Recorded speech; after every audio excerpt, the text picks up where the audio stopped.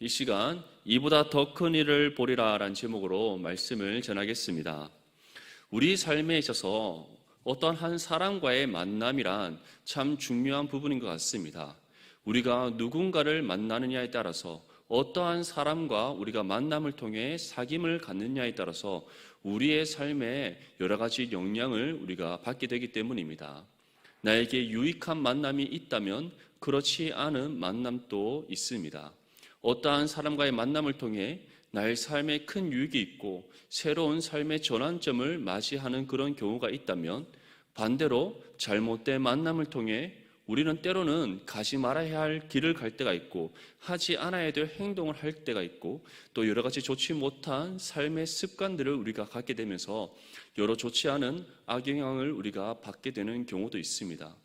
이처럼 우리의 삶에 있어서 누구를 만나느냐, 어떠한 사람과 만남을 통해 사귐을 갖느냐라는 것은 너무나 중요한 한 부분이다라고 할 수 있습니다.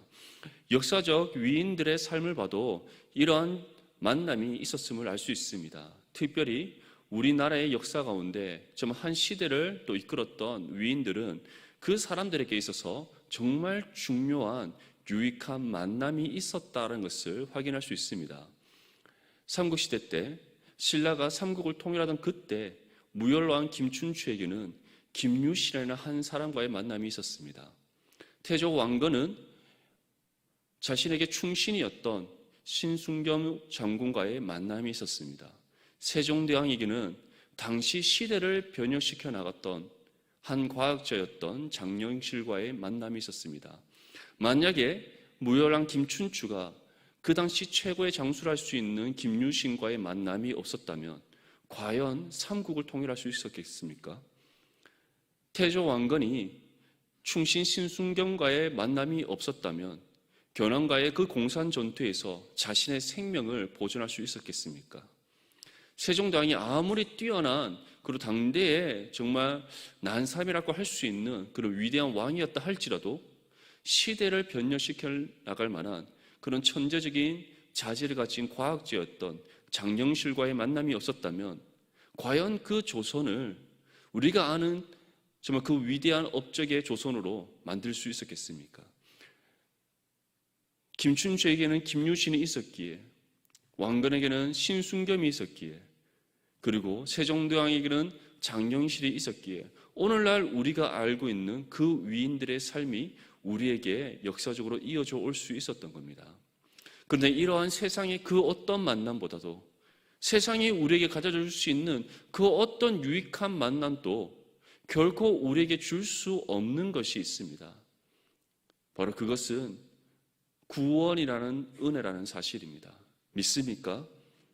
우리가 이 땅에서 어떠한 유익한 만남을 가진다 할지라도, 어떠한 우리가 선한 은혜, 선한 영향을 받는다 할지라도, 나의 삶의 전환점이 되는 그런 만남을 갖게 된다 할지라도 그 어떠한 세상에서의 만남은 결코 우리의 죄 문제를 해결하며 우리의 삶 가운데 새로운 생명을 주는 구원을 가져다 줄 수 없다는 사실을 기억할 수 있기를 바랍니다.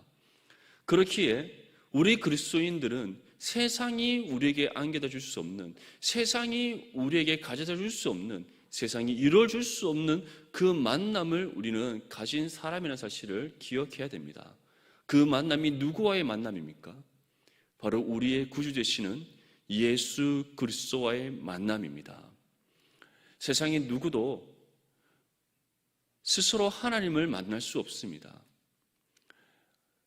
모든 사람은 죄로 인해 전적으로 타락하여 부패했기 때문에 우리의 죄가 하나님과 우리의 사이의 관계를 가로막고 있고 단절시켜 놨기에 사람의 편에서는 결코 하나님을 만날 수가 없습니다. 하나님의 존재를 우리는 인식할 수도 없고 찾을 수도 없고 구할 수도 없습니다. 그렇기 때문에 우리는 오직 우리 눈앞에 보이는 이 세상에 속한 것에 집착하고 세상에 속한 것에 소망을 두고 세상에서 우리는 어떠한 삶의 목적과 또 결과를 얻으려고 노력을 하는 겁니다. 그러한 우리를 하나님께서는 친히 만나 주셨다는 사실을 기억할 수 있기를 바랍니다.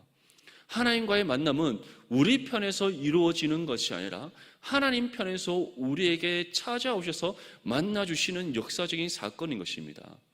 특별히 하나님께서는 우리와의 만남을 이루셔서 우리와 교제 나누시고 우리와 교통하는 삶을 살아가도록 하시기 위해 한 가지 놀라운 은혜의 역사적인 사건을 행하셨습니다.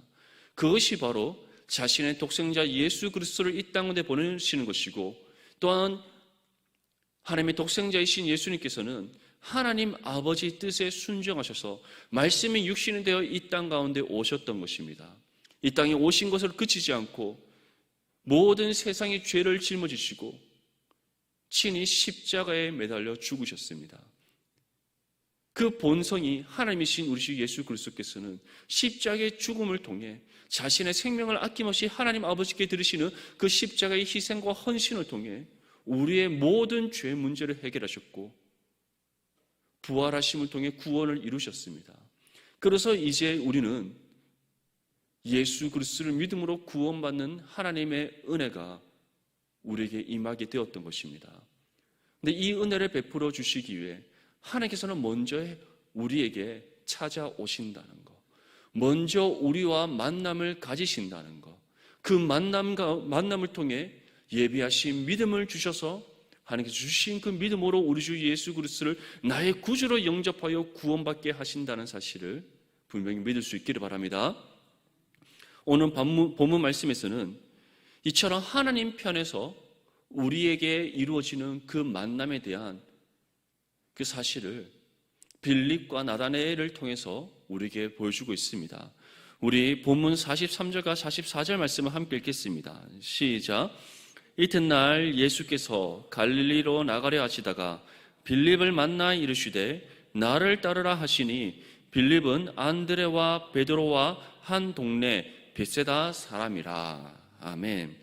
여기서 이튿날이라는 것은 예수님께서 먼저 갈릴리 호수에서 베드로와 안드레와 야고보와 요한을 만난 그날, 그 다음 날을 뜻합니다.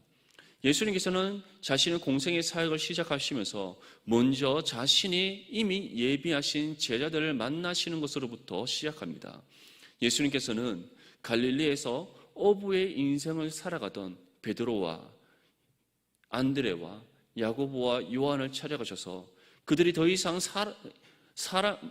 고기를 낚는 어부가 아니라 사람을 낚는 어부가 되게 하시는 그 부름을 예수님께서는 주셨습니다.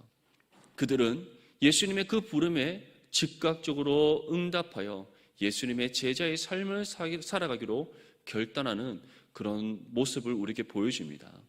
그러한 사건이 있은 지 그 다음 날 예수님께서는 갈릴리로 떠나시기 전에 또 어느 한 사람을 만나시기 위해 찾아가십니다.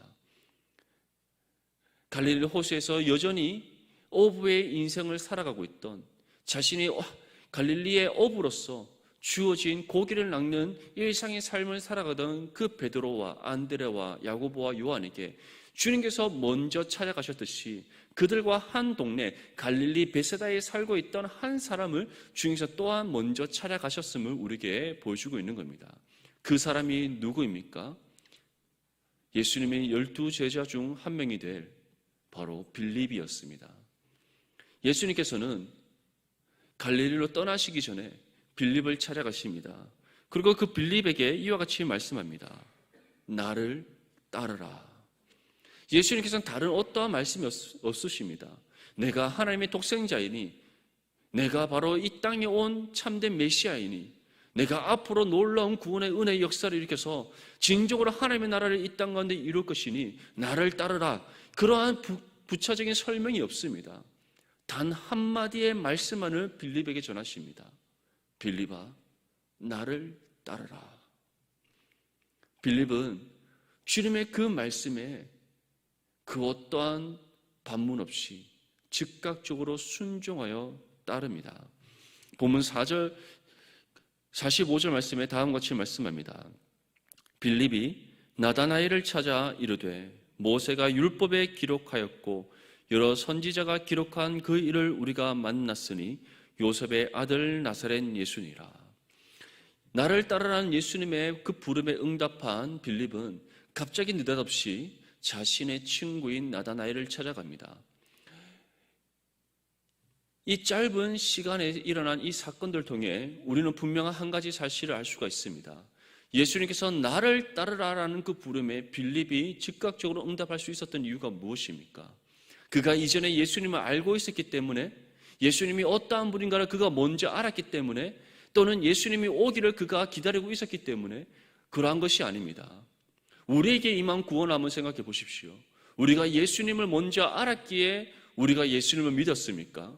아니면 예수님께서 우리에게 내가 언제 어느 때 너에게 찾아가서 내가 믿음을 줄 것이니 내가 주는 믿음을 너희가 받아서 나를 믿으라라고 예고하셨기에 우리가 예수님을 믿은 것입니까? 그렇지 않습니다. 우리가 예수님을 알지 못한 때에 우리는 여전히 이 세상 가운데 주어진 우리의 일상의 삶을 살아가고 있던 그때에 예고 없이 주님께서는 우리에게 찾아오셔서 예배하신 믿음을 주셨습니다. 우리는 예수님과 인격적인 만남이 가지는 그 순간 알 수 없는 은혜의 감동과 기쁨이 찾아오면서 우리의 심령 가운데 그 은혜의 감동과 기쁨이 들끓으면서 우리의 입술에 예수님이 나의 구주 되심을 믿습니다라는 신앙의 고백이 터져 나오게 됩니다. 우리는 그 이유를 알 수가 없습니다. 왜 나에게 그러한 고백이 일어나게 되는지, 왜 나에게 그러한 은혜의 감격 기쁨이 넘쳐나게 되는지, 왜 내가 예수 그리스도께서 살아계시는 나의 구주이심을 믿게 되는지 우리는 알 수 없습니다. 하지만 그것을 우리는 성경을 통해 확인할 수 있습니다. 하나님께서 우리를 구별되게 선택하셨기에, 선택한 우리에게 하나님께서 정하신 그때에 찾아오셔서 우리에게 믿음을 주셨기에 우리는 그 은혜에 반응하여서 예수 그리스도를 구주로 영접하고 구원의 그 은혜의 감격과 기쁨이 예수 그리스도의 그 인격적인 만남이 이루어진과 동시에 우리 안에 넘쳐나게 되었다는 겁니다. 이 사실을 믿습니까?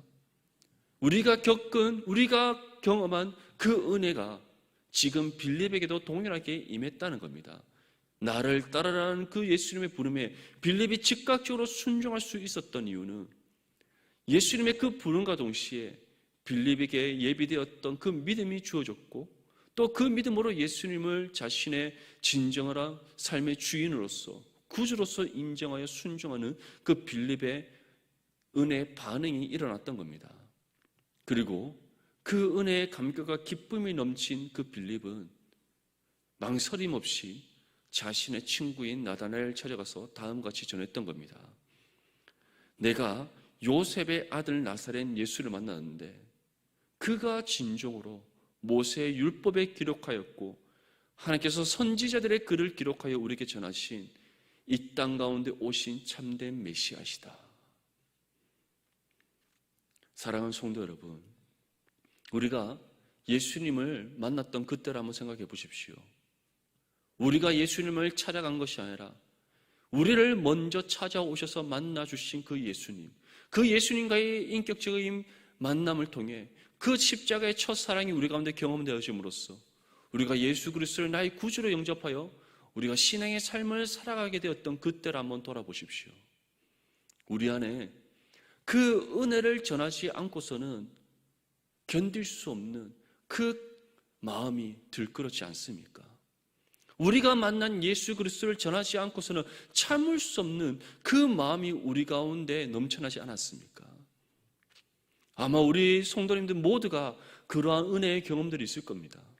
빌립 또한 지금 그러한 동일한 모습이 일어나고 있는 겁니다. 예수 그리스도의 그 부름 앞에 그가 경험한 그 은혜의 감격과 기쁨, 그 안에 들끓는 예수 그리스도를 향한 그 간절한 마음, 그것이 전하지 않고서는 참을 수 없는, 견딜 수 없는 그 뜨거운 열정이 들끓고 있다는 겁니다. 그러한 빌립은 주저함 없이 자신의 친구인 나다나엘을 찾아가서 모세의 율법에 기록되어져 있고 선지자의 글들을 통해 기록하여 전하신 이 땅 가운데 오실 진정한 구주이신 하나님의 독생자가 바로 저 갈릴리 나사렛에 살고 있는 그 요셉의 아들 예수다라고 전했던 겁니다. 이러한 빌립의 증언에 나다나엘은 다음과 같이 반응합니다.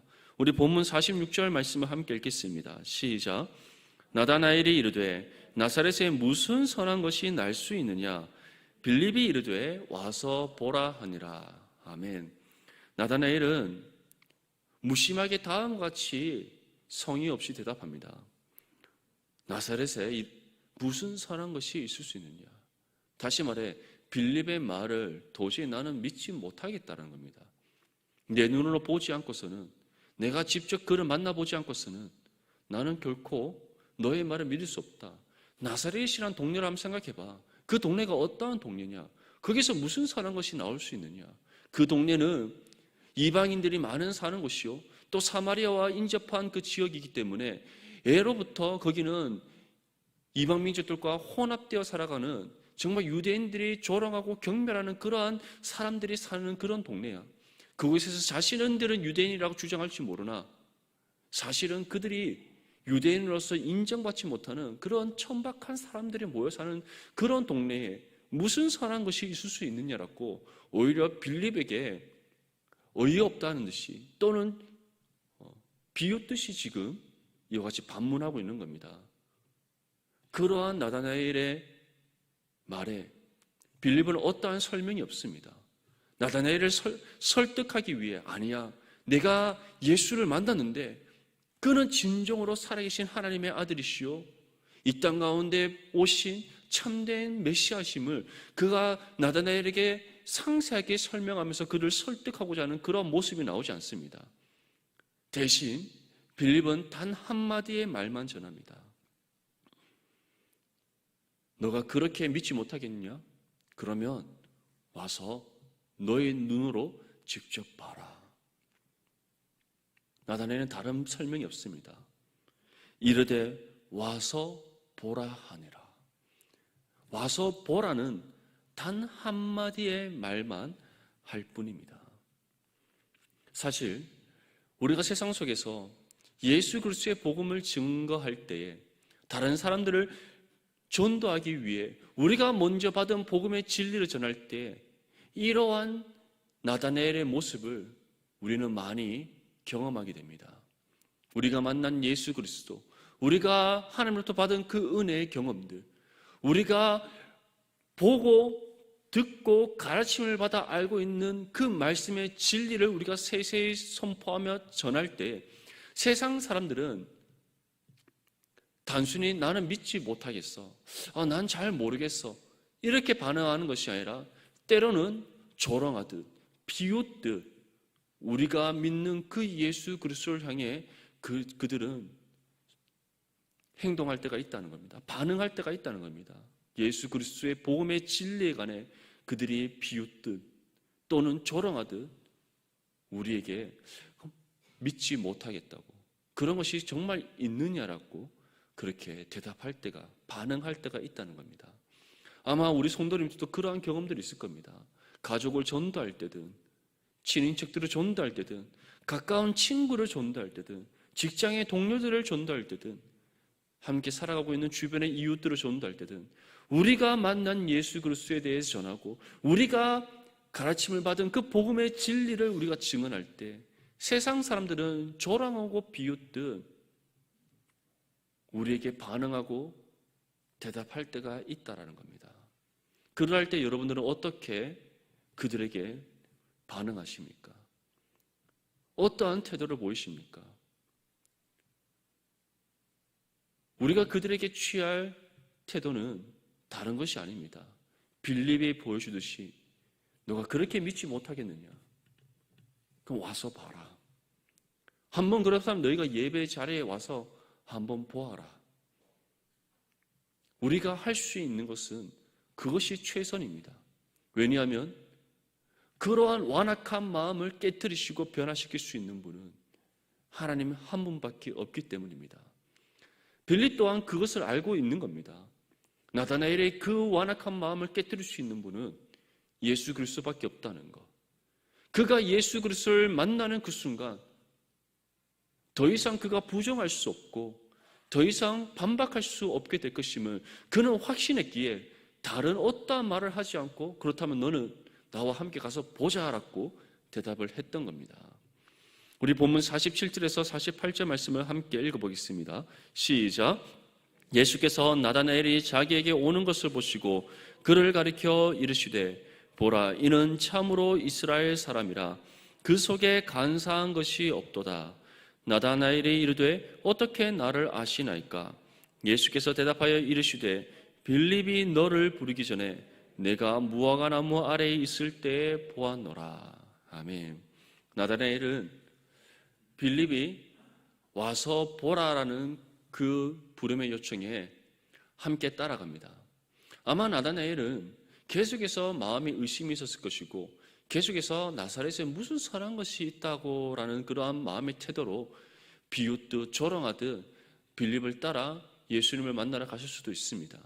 그런데 예수님 편에서는 어떻습니까? 나다나엘이 오는 그 모습을 보시면서 이렇게 말씀하십니다. 그를 가리켜 이르시되 보라, 이는 참으로 이스라엘의 사람이라. 그 속에 간사한 것이 없도다. 실제로 나다나엘이 간사하지 않아서 간사한 것이 없다라고 말씀하겠습니까? 그가 진짜 다른 사람도 어떤 탁월함이 있기에 그는 참으로 이스라엘 사람이라고 예수님께서 말씀하셨겠습니까? 그렇지 않습니다. 나다나엘을 보신 그 예수님께서 이와 같이 표현하신 이유는 그 나다나엘을 만나시기 위한 예수님의 예비하심이 있었기 때문입니다. 지금은 비록 그가 마음에 의심이 가득하고 예수님의 그 신분에 대한 그 비웃음과 조롱 섞인 그 마음이 그에게 있었을지 모르지만 그가 예수님을 만난 그 이후의 삶이 어떠한 것인가를 주님께서는 알고 계셨기에 그에게 이와 같이 표현한 것인 겁니다. 그는 참으로 이스라엘 사람이라. 그 속에는 간사한 것이 없다. 이 장면에서 우리는 두 가지 사실을 확인할 수 있습니다. 첫째로는 예수님께서는 우리 마음의 중심을 아시는 분이시라는 사실입니다. 예수님께서는 나다나엘을 가리켜 그 속에 간사한 것이 없다고 하시는 것은 그 마음의 중심을 아시는 예수님이시라는 사실을 우리에게 보여주고 있는 겁니다. 그의 마음속에 지금 예수님을 향해 어떠한 마음을 품고 있는지 아시지만 그가 예수님을 만난 이후에 그의 마음의 상태가 어떻게 될 것이라는 것을, 어떻게 변화될 것인가를 예수님께서는 아셨기 때문에 그 속에 간사한 것이 없다, 그렇게 표현하셨던 겁니다. 나다나엘은 그러한 예수님의 그 표현에 다음과 같이 대답합니다. 나다나엘이 이르되 어떻게 나를 아시나이까? 이 나다나엘의 이 대답은 그가 스스로도 나는 간사한 것이 없는 사람이야, 나는 참으로 이스라엘 사람이야 라고 스스로 인정했기에 그렇게 말하고 있는 것이 아닙니다. 예수님께서 그를 바라보는 그 시선 가운데 자신의 마음을 결코 주님 앞에 숨길 수 없다는 사실, 그리고 주님께서는 자신의 그 모든 마음의 중심을 깨뜨려 보고 아신다는 사실을 그가 예수님을 만나는 그 순간, 예수님의 시선이 자신에게 고정되는 그 순간 그가 깨달았기에 그가 이와 같이 고백하는 겁니다. 어떻게 나를 아시나이까?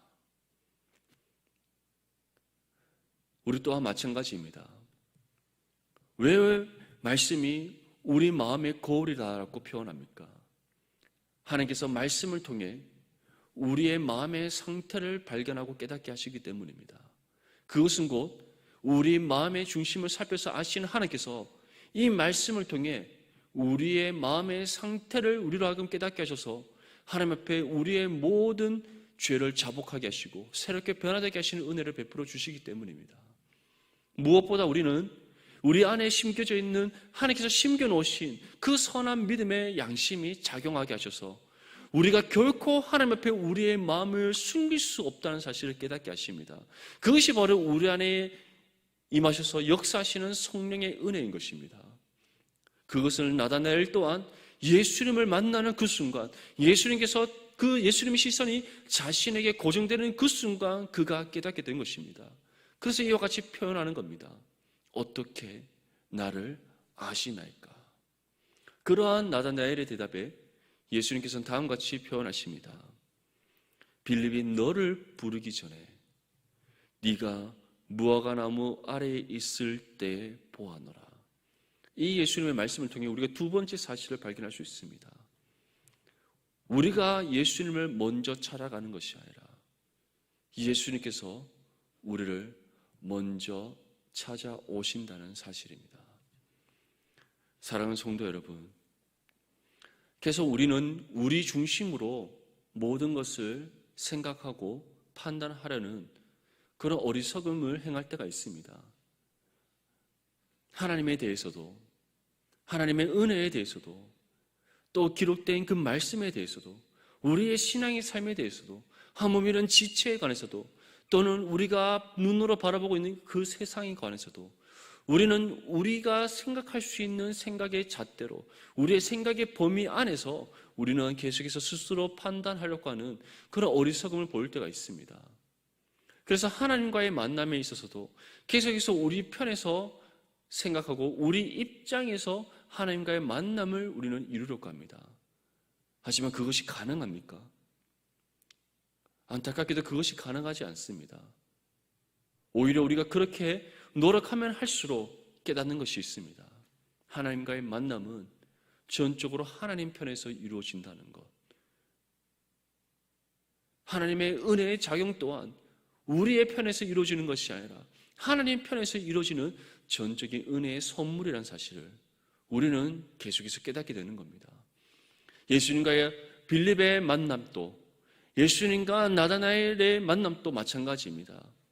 예수님께서 먼저 예정하신 그 빌립을 만나셨고, 먼저 예수님께서 무화과 나무 아래에 있던 나다나엘을 찾아가셔서 보셨던 사실을 우리에게 전하고 있습니다. 그것이 우리에게 무엇을 뜻합니까?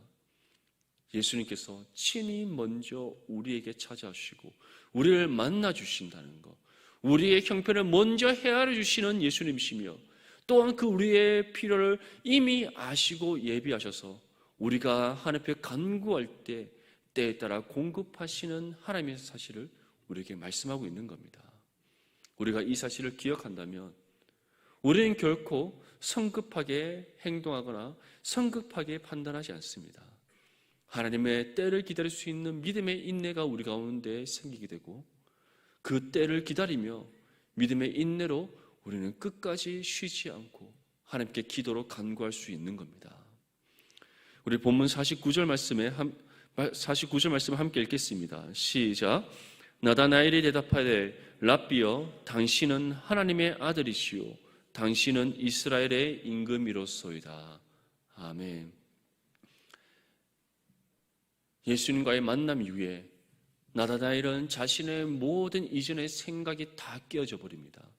나사렛에 무슨 선한 것이 있다고 생각하며 예수님을 향해 비웃고 조롱했던 그 나다나엘, 그가 예수님을 만나는 그 순간 예수님의 시선이 그에게 고정되어지고, 그리고 그 예수님께서 자신의 모든 마음의 중심을 살피시고 아신다는 사실을 깨닫는 그 순간, 예수님께 그 어떤 것도 숨길 수 없다는 사실을 그가 깨닫는 그 순간, 무엇보다 예수님께서 이미 그를 먼저 찾아오셨고 그와의 만남을 먼저 예비하셨다는 그 모든 사실을 그가 깨닫는 순간 이와 같이 고백하는 겁니다.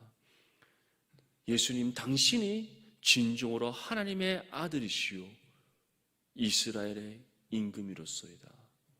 다시 말해, 다윗의 자손 예수여, 당신이 하나님의 독생자이시며 진정한 만왕의 왕이시고 세상의 구주이십니다 라는 신앙의 고백을 그가 드리게 된 것입니다.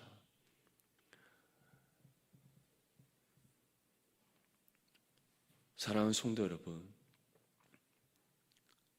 세상은 여전히 우리가 살아가는 그 신앙의 삶을 향해 손가락질을 합니다. 우리가 믿는 그 예수 그리스도를 부정합니다. 하나님의 살아계심을 그들은 인정하지 않습니다. 그러한 세상 속에서 우리가 예수 그리스도의 복음을 전하고 우리의 삶을 통해 그들과 구별됨을 나타내려고 할 때, 그들은 그것이 그들의 삶과 다름을 알매도 불구하고 우리의 삶을 통해 증거되어지는 그 하나님의 살아계심과 우리의 입술을 통해 전파되어지는 그 복음의 진리를 그들이 보고 들었을 때, 그들이 알고 있던 그 세상의 모든 것과 다름을 그들이 깨닫게 됨에도 불구하고 그들은 인정하지 않습니다. 오히려 어떻게 할 수만 있다면 복음의 진리를 향하여 거짓이라고 주장하고, 우리가 만난 예수 그리스도에 관해 그들은 오히려 비웃고 조롱합니다. 하지만 기억하십시오. 그 가운데 하나님께서는 예비하신 만남의 대상이 있다는 사실을, 그리고 그 사람이 하나님의 정하신 때에 살아계신 우리 주 예수 그리스도를 만나는 그 순간 나다나엘과 같이 이전에 그의 세상의 모든 가치관이 다 깨어져 버리고 예수 그리스도만이 살아계신 하나님의 아들이시오 진정한 참된 구주이심을 고백하며 주님의 품으로 돌아오는 놀라운 은혜의 역사가 이루어진다는 사실을 분명히 믿을 수 있기를 바랍니다. 우리가 이 사실을 믿으며 살아간다면 결코 우리가 세상으로 받는 여러 가지 시험과 고난으로 인해 낙심할 이유가 없습니다. 오히려 할 수만 있다면 우리에게 주어진 복음의 진리를 담대히 증언할 것이요 우리가 만난 예수 그리스도를 세상 가운데 아낌없이 담대히 전하는 그러한 믿음의 삶을 살아갈 줄 믿습니다. 나다나엘의 이러한 신앙 고백에 예수님께서는 다음과 같이 말씀합니다. 본문 50절에서 51절 말씀에 예수께서 대답하여 이르시되 내가 너를 무화과 나무 아래에서 보았다 함으로 믿느냐 이보다 더 큰 일을 보리라. 또 이르시되 진실로 진실로 너희에게 이르노니 하늘이 열리고 하나님의 사자들이 인자 위에 오르락내리락 하는 것을 보리라 하시니라. 아멘. 예수님께서 무엇이라고 말씀합니까? 내가 너를 무화과 나무 아래에서 보았다 함으로 너는 믿느냐? 앞으로 이보다 더 큰 일을 너가 보게 되리라. 그것이 무엇입니까? 바로 예수 그리스도께서 이루신 구속의 성취를 통해 세계 모든 민족과 열방을 향하여 그리스도의 복음이 증거되어지고 이제 나라와 민족을 뛰어넘어 하나님께서 예비하신 그 영혼들이 주님의 품으로 놀라운 구원의 역사를 보게 될 것임을 그에게 말씀하는 겁니다. 나다나엘에게 있어서 이보다 더 큰 일이란 가까운 미래에 예수님께서 이루실 구속의 성취요 십자가 죽음과 부활을 통해서 이루실 구원이요 또한 그 구원의 역사가 이제 예루살렘과 온 유대와 사마리아와 땅끝까지 이르러 증언되어지고 또한 펼쳐지는 그 구원의 역사일 것입니다. 그렇다면 오늘날 이 시대를 살아가는 우리에게는 이보다 더 큰 일이란 무엇이겠습니까? 하나님의 나라의 확장, 먼저 부름받아 구원받은 우리의 삶을 통해 끊임없이 하나님의 나라의 확장이 이루어지고 주님 다시 오시기를 예배되어지며 장래의 예수 그리스도의 재림을 통해 이 땅 가운데 하나님의 나라가 완성되는 그 이름을 믿을 수 있기를 바랍니다. 이에 대한 믿음의 소망이 이미 우리에겐 주어져 있습니다. 그리고 우리는 그 마지막 때를 향하여 주어진 신앙의 삶을 살아가고 있습니다. 또한 단순히 우리 개인의 신앙의 삶을 살아갈 뿐만 아니라 우리에게 주어진 복음의 사명을 통해 하나님의 나라와 의를 이 땅 가운데 이루어 주님 다시 오시기를 예배하는 그 신앙의 삶을 우리는 살아가야 됩니다. 사랑하는 성도 여러분, 주님께서는 우리에게 분명히 말씀합니다.